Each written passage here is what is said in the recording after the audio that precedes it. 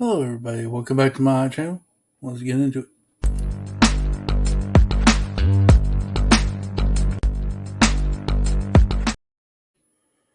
Hello, everybody. This is Click and Cliff. Come back at you with another podcast of Beyond Click and Cliff. This is a podcast where I get to sit down and tell you stories about my life and what I've done. Some stories, some thoughts, and it has nothing to do with Lego. This is excluding Lego because it gives you a Beyond Click and Cliff stuff you don't normally hear about on my videos or on my live streams. This is dedicated to the other stuff. Um, been really having a lot of fun with uh, these podcasts of Beyond the Click Cliff because it gives me a chance to reach out and let y'all be more into my life, and that's what I want to do: interact with you guys, and this is what this is all about, and this is gives me a chance to do that with you guys. Um, Now, in my past podcast, in the beginning, I told you my life story in a nutshell. This could be, and now I'm pulling just stories. I did, you know, skipping school. I got lost. Uh, you know, like I said, the beginning of whatever. Um, so make sure you check out my other podcast, which I'll link last week's podcast at the end of this video here today. Well, let's take you back to when I was 17. I believe it was 17. I at that time you could volunteer on the fire department, um, and I didn't really wasn't interested in high school. I wasn't really interested in being on the fire department, but I noticed my friend. He was on the volunteer fire department. He always got to skip school, so I heard skip school, and I was on it.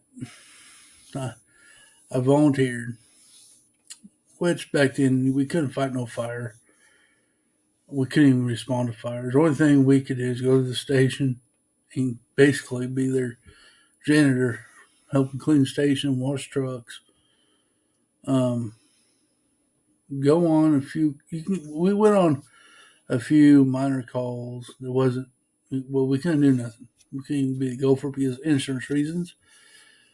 But they had enough for the insurance where they allow us to come in the station and do that. But as far as anyway, it's policy and all that garbage. Now they got the Explore program, which is awesome. You get younger kids in there and get them going, and that's the kind of career they want to do. But back when I was doing it, it wasn't on our department at least wasn't like that until a few years later. But anyway, um,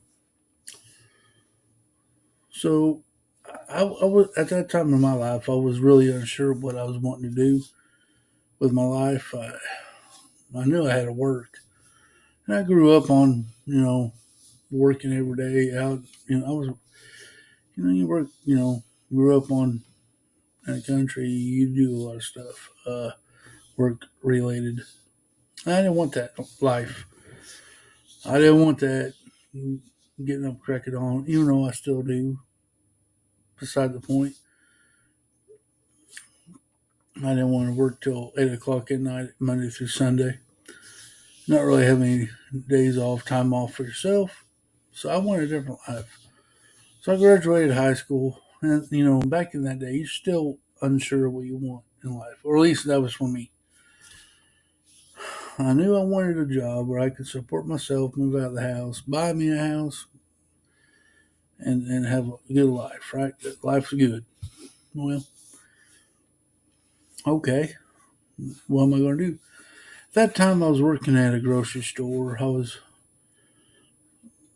moving stock, putting stuff on the shelf, bagging people's groceries, running cash. I did everything that that grocery store. And matter of fact, my manager was going to offer me a full-time position as a manager for nights, and I was going to accept. Then I don't know what happened. I went to the station. I was about to give it up. I said, I don't know, So I went and talked to the fire chief. I said, look, I'm going to have a full-time job, here at the grocery store, and I'm not going to be able to respond as much as I was able to before because I wasn't going to leave work because I lose money and to run to a call. And she goes, have you ever thought about being full-time? I go, what do you mean? You going to have me full-time? I mean, come on. He said, well, we do have money where we're going to send you to school and get some education. And of course, I had to try out and all that stuff. And I'm like, we'll go with it and see what happens. First step was I had to go try out. Now, trying out for a fire department is not like you're trying out for your baseball team or whatever. It was physical. I mean, we had to do stuff, and I had to put on my whole turnout gear underneath 60 seconds. And then I had to put on the SCBA under a minute. I had to be able to tie knots, climb a ladder, in a time period. The reason why I put a time period there is to simulate, when you get a call, the adrenaline rush, and all that stuff. It helps you get your blood pressure up, where see how proficient you are under stressful situations. It was hard. It was hard. We had it. It was strenuous. Then then we it's just like military training too. It was a week long tryout. It wasn't just one day, a few hours. It was all week. I had to take a whole week and dedicate it from 8 to 5, Monday through Saturday. We had to be there at 8 o'clock in the morning. We had to do a mile run in the morning, nonstop, no breaks. You had to run a mile of a morning. Get that done. Do your stretches first. We did our stretches, ran a mile, came back and started doing a rigmarole. Half a day classroom, half a day physical. And Friday, Saturday was the final test. So first day consists of running or stretching, running, going inside, getting the book this thick. It was up to us to read it the whole week, however we studied. So we get that book, we get out, we do our first 4 chapters, and then we go outside and we work on the test, putting our gear on, SCBA on, tying knots, going through a generator, jaws of life. That's it, everything. Then at home, when you get home, then at the end of the day, you ran another mile before you were dismissed. And then at night, I read my book, Monday through Friday. We did that all the way through Thursday. Got done with all that. And by Friday, I was drained. Now, you can see I'm a big boy now, and I'll get that to later. But I was chunky then, but I made it. I did everything. I tested out Friday on my written, and I made 98% there on my written. The physical was Saturday. Saturday was a pain in the butt because there was a whole lot of stations. You had to get through them all, and by the end of the day, you were tired. So Saturday I came home. I was really unsure what I wanted. I didn't know if I wanted to do this or not. This is crazy. I was tired, mentally tired, physically tired. Matter of fact, the rest of the weekend I stayed in bed, basically. I was sore. Went back to work at the grocery store Monday, doing my thing. And I hear a page, my pager, needing everybody who tested to come in and get the results and then have the interview with the guys and the fire chief. Well, I called in and I said, yeah, I'm at work. I can't. And they said, that's fine. Come in when you get off. That's what I did. I got off at like 3 o'clock that afternoon, went to the fire station, and there's 4 of the other full-time firefighters sitting at a table. I was on the other end of them, facing them, and went through an interview. And if they liked you, you were passed on to the chief. Because, the chief's going to have the final say so in it. I got through that interview, and I got to the fire chief's desk, and he said, he went through the questions, asked me questions, and all that stuff. And about a couple of days later, I get a phone call and saying I got the job. So I got the job. So I had no training other than what I got training there. So I still had to get my Fire 1 and 2, my hazmat awareness, operations, and tech. Had to get my EMT and paramedic license. I mean, I still had a ladder to climb, and I'm still working because I still got to make money. What was nice though, the fire, the fire department paid for all my training since I was basically a rookie. So I went in and I got my Fire 1 and 2. And I got my hazmat awareness, ops, and tech. Then I went and got my EMT and EMT paramedic. I got all that done, and then of course I, continued education you had to do. I have a paper that I got a certificate. It's this thick. It's just paper sitting in the closet now. Hazmat confined space rescue, vehicle extrication tech. I mean, it became a instructor, but that's further on down the road. So I get all that done, and I finally was able to quit my job at the grocery store and start my shift work for the fire department, which it was weird. My first day, I didn't know what. I mean, I knew what they did, but I didn't know. So I wasn't there every day, all day. So my shift started at 7 o'clock. So I got there at 6:30 because I was excited, want to get there early. Got my locker, got where I was going to bunk at. Then of course, 8 to 5 on your shift, you got to stay busy. Truck checks, washing trucks, keeping the station clean, doing your reports, whatever you had to do. 8 to 5 is considered their time. And then 5 o'clock till 7 o'clock in the morning is considered your time.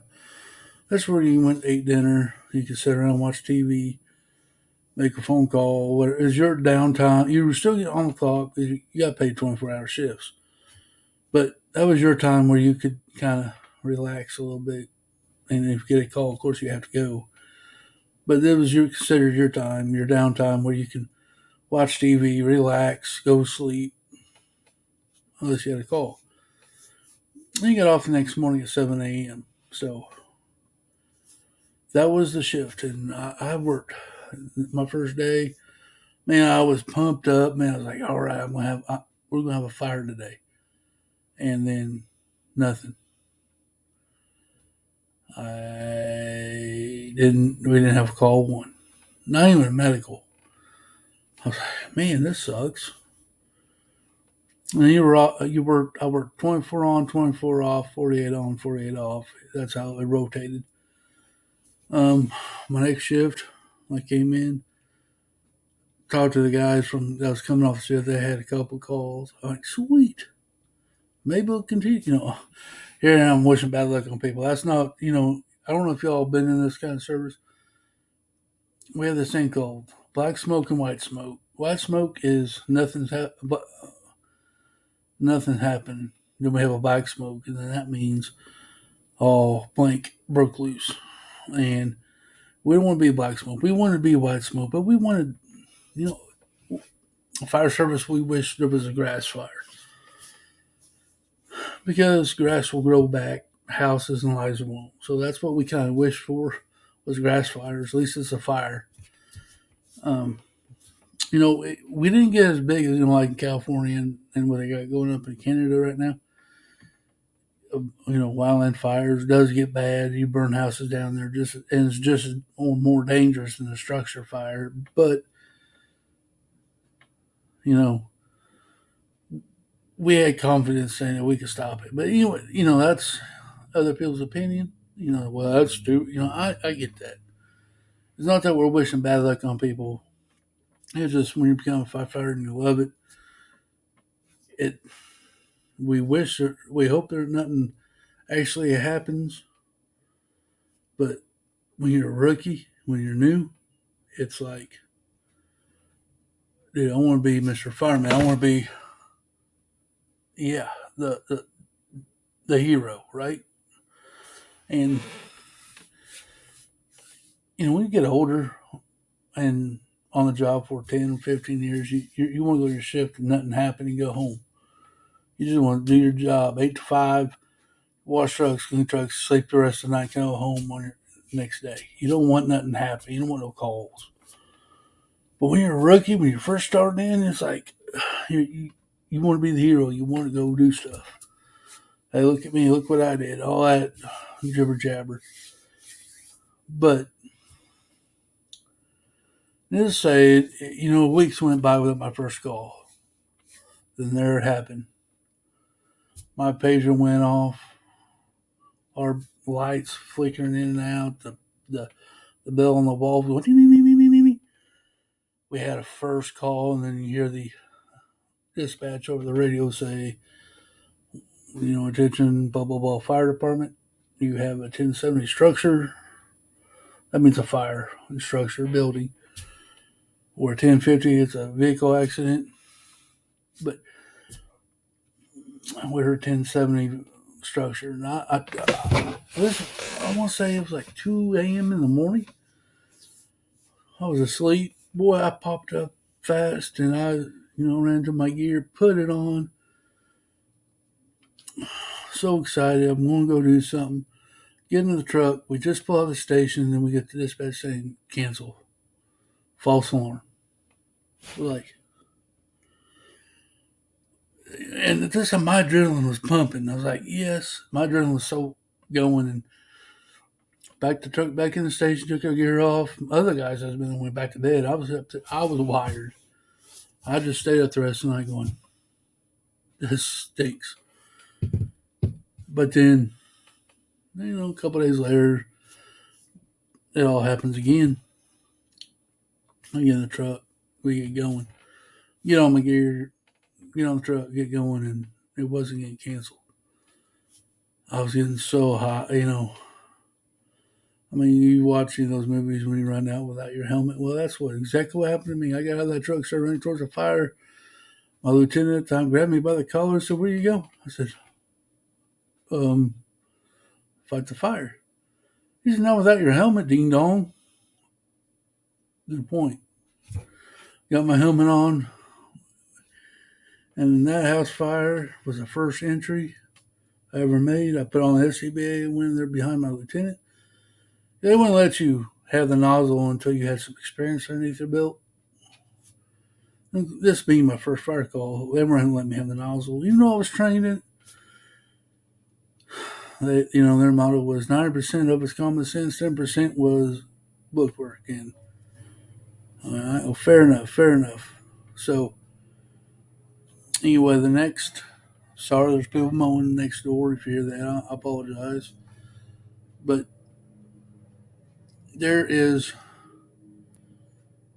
a fine line of that, though. But anyway, later on in the years, have the nozzle. But this is my first call. Boy, I was nervous. And you were told in there to communicate, right? I wasn't saying a word. And my lieutenant was yelling. I mean, he was cussing at me. Are you back there, you son of a... Answer me. And I said, yeah. Finally, I got to talk. I was kind of noticing, the guy in front of me, my lieutenant starts singing "Roses are red, violets blue, I see you" or something like that. I'm like, what is he singing for? Fire service, communication, you talk, calms your breathing, saves your oxygen. That's coming out of your SCBA tank. I'm still learning. So it was calming him down. It let me know that he was still there, and I needed to respond to it. I figured that out. But anyway, we got to that call. Dude, I knew right then I fell in love with the job. Well, this is the career I wanted. I'm not stopping until I absolutely had to. And I absolutely had to. But that's another video. But that was my first call. It was like, wow. I got to go fight my first fire. My first call was a structure fire. We saved the house. There was a little bit of damage, and nobody got hurt or injured. So it was a win. But I hope you enjoyed this little story. I gave you my first call. If you like it, please hit that like button. Leave me a comment. Let me know what you thought about this story, this little podcast on my first call. And if you ain't subscribed to Click and Click, please do so. Guys, just pay it forward. Be nice to one another. Always be respectful. Get you further in life. But this is it. Till the next one. Bye-bye.